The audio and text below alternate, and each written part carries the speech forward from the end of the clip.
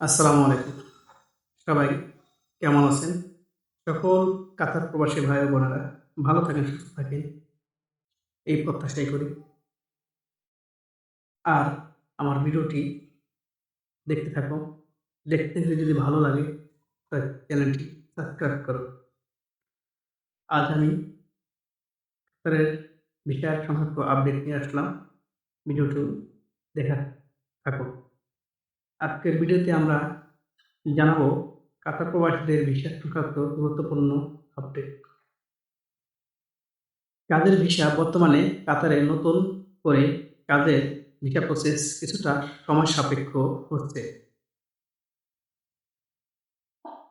অনেক ক্ষেত্রে medical, biometric ও চুক্তিপত্র যাচাই-বাছাই করে কঠোরভাবে করা হচ্ছে। তাই যারা নতুন করে আসার পরিকল্পনা করছেন, অবশ্যই বৈধ রিপোর্টিং এবং আরএল নাম্বার এজেন্সি যেগুলো আছে তাদের মাধ্যমে আসবেন। তাহলে আপনার প্রবাস জীবনে শান্তিপূর্ণ হবে এবং ভালো হবে।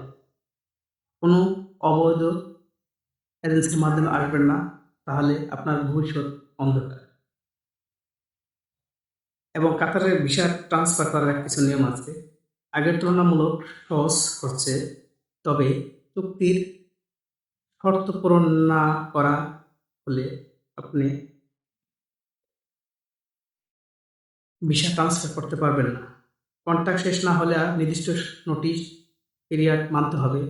আপনি কাতার থাকবেন, কাতার সরকারের নিয়মকানুন মেনে চলবেন এবং সতর্কবার্তা হলো অনেকেই ভিসা নিয়ে প্রতারণার শিকার হচ্ছেন।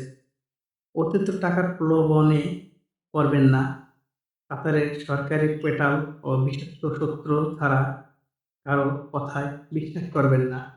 তাই কাতারে যারা আসবেন বুঝে শুনে বৈধ রিপোর্টিং দিয়ে ভালোভাবে যাচাই করে আসবেন। আপনার মেডিকেল যাচাই করবেন। মেডিকেল যাচাই করে সবকিছু যদি ঠিকঠাক থাকে তাহলে আপনি আসতে পারেন। কারণ কাতারে এখন বর্তমানে কিছুটা পরিস্থিতি ভালোর দিকে, তেমন একটা ভালো নেই। তা আসলে নিজস্ব লোক যদি থাকে আপনার, তাহলে আপনি আসবেন কাতারে। আর যদি নিজস্ব লোক না থাকে, আমি আশা করি আপনি কাতারে না আসাটাই বেটার। কাতারে বর্তমান কাজের পরিস্থিতি খুবই একটু ক্রিটিক্যাল বিষয়।